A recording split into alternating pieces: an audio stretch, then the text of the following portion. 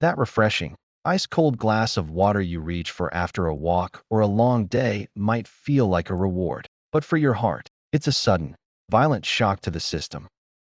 If you're over 60, that crisp sensation isn't just cooling you down. It's triggering a physiological chain reaction that most doctors don't even think to warn you about until it's too late. I've spent over 15 years in cardiology, and I've seen firsthand how the little things we do out of habit become the very things that land us in the ER. We're taught from childhood that hydration is the holy grail of health. But nobody mentions that the temperature of that hydration can be a literal heart stopper once your cardiovascular system hits its sixth decade. It sounds like a tall tale, right? How could something as pure as water be dangerous? Here's the reality. Your body at 65 doesn't recover from thermal shocks the way it did at 25. When you gulp down ice water, you aren't just hydrating. You're stimulating the vagus nerve, which sits right behind your esophagus and acts as the brake pedal for your heart. But it gets worse. For a younger person, that brake pedal might just cause a tiny flutter. For someone over 60, it can trigger a sudden drop in heart rate or even an arrhythmia that you might mistake for simple indigestion. Most people ignore that heavy feeling in their chest after a cold drink, thinking they just drank too fast. In reality, your heart is struggling to maintain its rhythm while your internal temperature fluctuates. You've probably seen the headlines about athletes collapsing or people having freak heart episodes. We often look for a massive, underlying disease, but we ignore the immediate triggers. Think of your heart like a finely tuned engine. When that engine is hot and you dump freezing liquid directly onto the components, things start to warp and seize. Now, you might be asking yourself, does this mean I have to drink lukewarm tea in the middle of July? Not necessarily, but the ice-cold habit is a gamble you don't need to take anymore. I know this sounds extreme, but stick with me, because the science behind how your blood vessels constrict in response to that cold shock is the missing piece of the puzzle in senior cardiac care.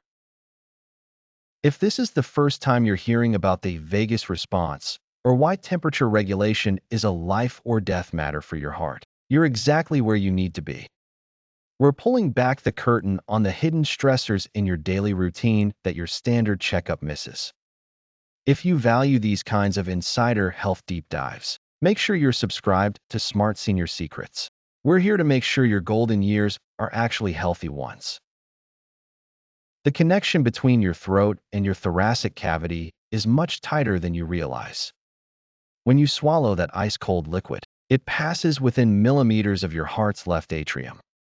The thermal transfer is almost instantaneous.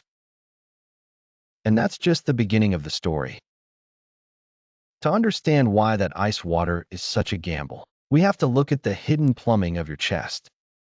Most people think of their esophagus as just a food tube, but in reality, it's the back door to your heart. The esophagus runs directly behind the left atrium, the part of your heart that controls its rhythm. When you send a freezing 34-degree liquid down that pipe, you're basically putting an ice pack directly onto your heart's electrical center. But here's the secret that most general practitioners don't mention. This triggers a double whammy effect that can send a 60-year-old cardiovascular system into a tailspin. First, there's the vagus nerve response. Think of this nerve as your body's internal volume knob. It regulates your heart rate, digestion, and blood pressure. When that sudden chill hits the back of your throat and esophagus, the vagus nerve panics.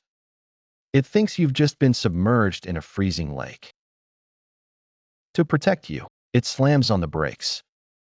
Your heart rate can drop instantly, a condition called bradycardia. For a young athlete, this might be a minor blip. But for us, that sudden deceleration can cause dizziness, brain fog, or a terrifying feeling that your heart just skipped a beat. Wait until you hear what's happening on the other side of the coin, though. While the vagus nerve is trying to slow your heart down, your blood vessels are doing the exact opposite. This is what we call the pressure response. The moment your internal sensors detect that extreme cold, your arteries pull an emergency squeeze. They constrict, tightening up to keep your core temperature stable. This is called vasoconstriction. In your 20s, your arteries were like flexible rubber hoses. They could handle a little squeeze. But after 60, our arteries are more like garden hoses that have been left out in the sun. They're stiffer. When those stiff pipes get squeezed by a cold-induced reflex, your blood pressure doesn't just nudge up, it spikes. Now, imagine the chaos. Your vagus nerve is trying to slow the heart down, while your tightened arteries are forcing the heart to pump harder against massive resistance. In the medical world, we call this autonomic conflict. It's like trying to floor the gas pedal and slam on the brakes at the exact same time. This isn't just theory, either.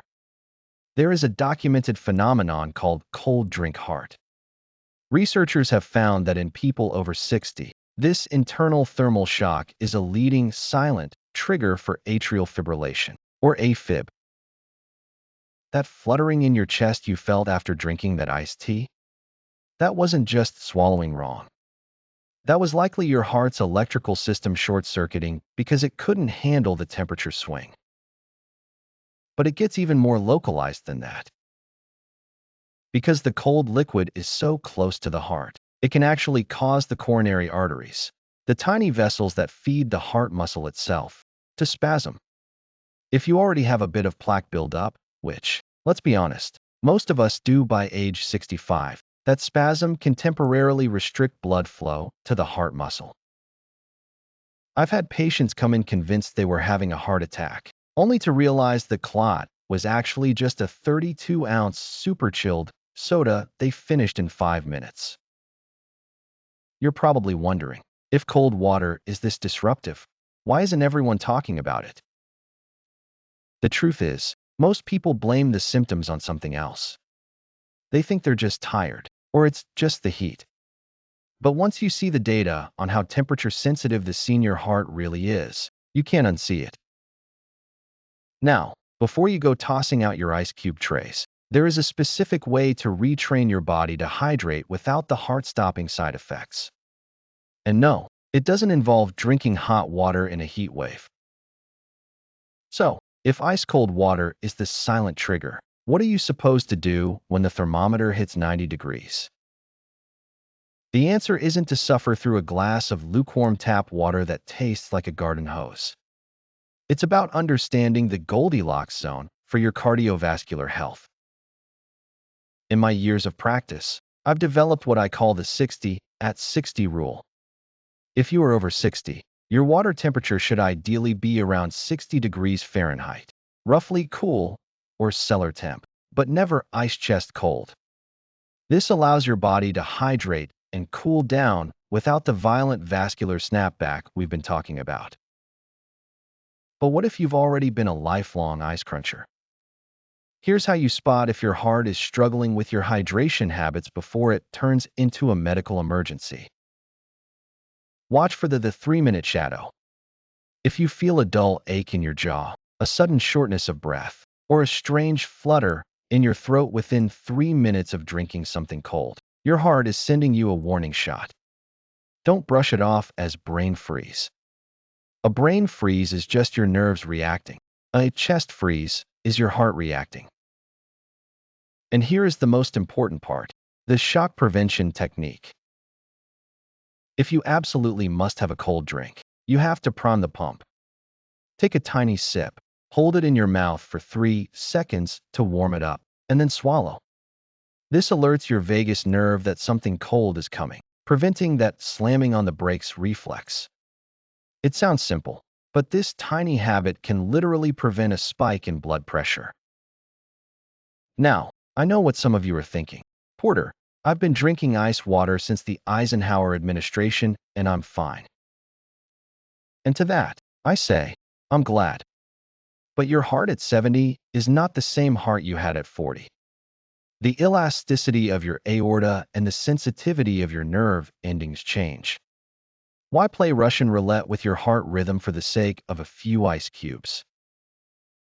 Think of your body like a vintage classic car. You wouldn't take a high-performance engine that's been running hot and suddenly spray the block with freezing water, would you? You'd wait for it to cool down naturally. Treat your heart with that same level of respect.